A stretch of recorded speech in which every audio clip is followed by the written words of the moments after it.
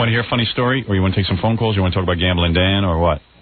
What's the funny story? Gambling Dan's the funny story. Oh, Gambling Dan. Is he gambling again? Well, here's what happened. I sent Gambling Dan, our intern. We have an intern who gambled away his tuition. His tuition money. He's a really nice guy and real dedicated here. I mean, very sweet. He's on time. He does hard work here. I mean, he's not an undisciplined guy. Yeah, he seems very together. And you know what's weird? Like, I have no problem sending him out somewhere with money and knowing he's going to come back. Like, whatever his problem is, it's separate from him. Yeah, I mean, I would hang out with Gambling Dan. That's how much I like him. That would be a temptation, not just the $20 tip to the wherever you need him to take a package. If you gave him a couple of $100 to do that. Yeah, that might be a problem. But he shows up on time. He's always reliable. I mean, you're a pretty together guy. I mean, like a guy who's... I always picture the gambler to be the guy who, like, sort of can't even get it together to show up to work. Right, a ne'er-do-well. He can't do anything right. Right. But you seem like you're pretty responsible and stuff. I am responsible, yeah. Right. So anyways, Gambling Dan... I don't even know what I did yet, so... Well, Gambling Dan, as you know, just to recap, is a college student, but he had to drop out of college for a while because his gambling got so bad that he took all the tuition money that his parents sent him and gambled it away. Yeah. Which is a pretty major thing in a young guy's life. How old are you now? 25. And how old were you when you did it?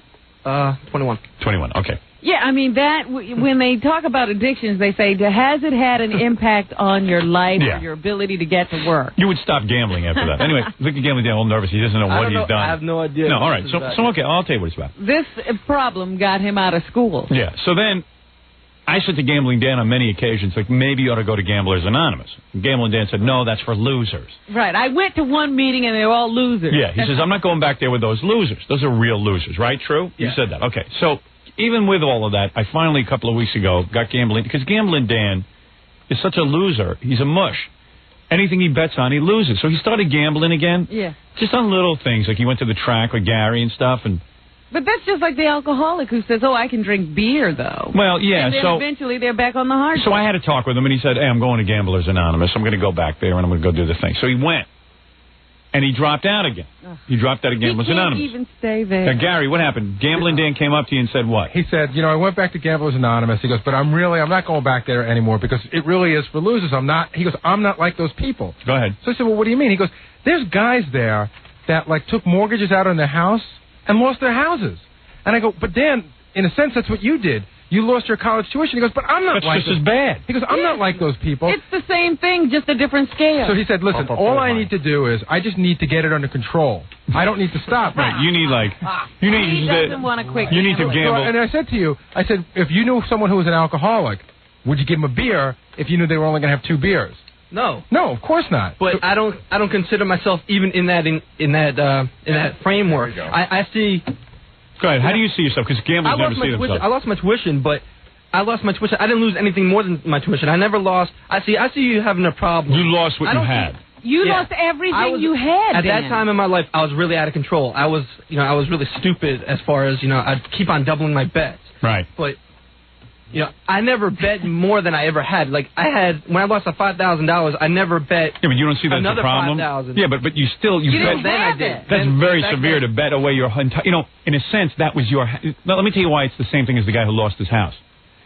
You didn't have a lot of money, and the thing is, that was your entire future, your college education that you gambled away. Yeah, but the guys that I hear at these Gamblers Anonymous at the meetings are guys who will bet the tuition and they'll have nothing left, and then they'll still risk betting another $5,000 where they're risking bodily harm to themselves. So you see that as a difference. As soon as I had no money left, I stopped. I didn't ever risk. I see. Because you didn't go further. Exactly. You think you have it under control. Yeah. He draws the line at losing everything. Right. Yeah. Isn't that great? Howard, I saw him at the track. This is Gorillo. Yeah. I saw him at the track. He was ready to go and bet everything he had. If I didn't pull him out of there, he had just lost $150. He goes, well, I better go back and try to win it. And right. Yeah, he was ready to blow his whole wad. And this morning I was talking to him. Well, Dan says he'll never stop gambling. Well, I don't think he will. I don't think he can. It's a major problem anymore. A major problem like it was before. I see it as I'm just like Dan. Like, could you stop?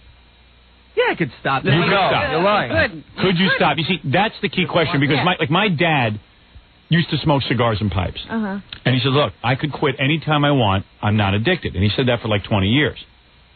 So one day my mother turned to him and said, "If you say you could quit, then let's say you quit." He says, well, I can, but I just don't want to. And she said, but no, you can't, because you can't do it. Let's see you do it. I'm calling you out on this. And then when he went to do it, he freaked. Yeah. Because it was hard, and he couldn't do it.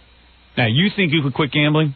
I have not gambled since the Scores coin flip. I haven't even looked at a paper. I haven't, done anything. But could you Howard, stop gambling? Howard, there's nothing to gamble on. There's no basketball. There's no football. It's baseball. You really can't bet on baseball. I asked him this morning. He goes, you can't bet on baseball. I said, well, what about football season? He goes, it's going to be hard. Football season is tough. Football season is very tough. But I sit in these meetings. You go to these meetings. I don't see. I'm telling you, you're a loser. You're a loser. You're as big a loser as the guys at Gamblers And Anonymous. you will never get better until you can see that you are them. Well, answer Robin's question. Can you quit? Yes, I can. No, he can't. All right, let's see you quit. I would never risk my marriage. I would never risk my... You're not married. You're never going to get married. You don't have a business. But the point is, the one... You're going to work for other people. You haven't been married, you haven't had a business, but you have had one thing in your life that was important, and you risked it. Yeah, that's true. Yeah. Telling you, you're as big a loser as the guys at Gamblers Anonymous. Just to go on record as saying it. Thank you. No offense, but you're a loser. No, well, I'm not a loser, but I'm a loser in gambling. You're as big a loser as those guys. I mean, everybody thinks that I'm not like an intelligent guy. I am an intelligent guy. It's not. It's just I had the problem. You are about everything but this. Exactly. Yeah, It's a big blind spot. What do they tell you to do at the meetings? Like when you go to the meetings, what do they tell you to do? I don't say anything at the meetings anymore. But what do they tell you? First of all, I don't want to say who I am because I don't want to get destroyed. But do they tell you to do anything? No, well, they just basically the meeting. Did you have to stand up and go, "Hi, my name is Dan, and I'm a gambler"? No, I refused to do it. I just sat in the back and kind of kept to myself and listened to these other idiots talk. But don't you see? And what did they do? Did they just stand up and they stand up and they just talk about it, and they talk. Like, what do they say? "Hi, my name is Bob, and I'm a gambler"? Yeah, and then they start talking about like how people who are in denial, like, and I'm sitting there, I put my head down. You're the guy in all the movies who won't say it. Yeah, go ahead. They ask you if you want to, participate, and I'm just like, no, not really. And yeah, I prefer not to. Are you here? Why are you here? And I'm just like, well, I want to check this out. I'd seen it in the paper. My dad said maybe you should go to this meeting. And right. Are there any other guys there that are young like you, or is it really older guys? Yeah, there are a lot of guys that are young. There are a lot of kids my age. If you won $10,000 tomorrow, if tomorrow you won $10,000, would you go out and gamble it? I don't know. I don't know. I'd like to take a trip to Vegas. I've never been there, but I don't know. Right. No. And what would you do? Just play on the... I'd probably invest it. Oh, yeah, sure. Not that much money. Go to Vegas and just sit by the pool? Yeah, I'll go to the show or something. Yeah. Yeah, he's going to Vegas for the Hans show. and Franz. He's got a problem. So, some of the kids in there are exactly like me. And, basically every gambler story is pretty much the same. They started out small. Right. They got bigger and bigger, and then they just lost control where they were stupid enough to bet everything they had. So you don't see a reason to go to Gamblers Anonymous stuff for yourself. No, You got it under control. You're smart enough. It's really kind of depressing. You're a to just sit genius. there. I know it already, though. It's not like I have to go there and listen to these guys because, and like, I don't need any advice. I can get the advice from you guys. Just stop gambling. I mean, basically, that's it. I but see. All right, so there you go. Okay, very good. I just wanted You to... got it whipped. I got to take a break anyway. Thanks, Gambling Dan. I just wanted to give you an update on Gambling Dan. He's probably gambling, just not telling us. You got any tips for me? No tips. Seriously. Actually, bet on the guy from the Dodgers, the pitcher Nomo, or Mannix. Great is that right? The I thought you were going to want me to bet on Duke Snyder, whatever that guy's name is. Duke Snyder. Yeah, Duke Snyder. Willie McCovey. Yeah. How many years do you think he'll get? None. Yeah, you're right. Because he cooperated. Plus, he's already begging forgiveness. You see, he went in front of the judge with like a cane and he was all messed up. That's going to be the beginning of the end. A lot of guys in baseball are going to get caught with that now. I have a feeling. Yeah, I think the whole league will be in jail. Yeah. You ought to worry about you, not the other guys in baseball. I'm okay. Yeah, he's laughing at them. Yeah. Look who's laughing. Guy don't have a pot to piss in. All right, very good. Gambling Dan. But, he told me he can't bet on baseball because the odds are so high. Yes.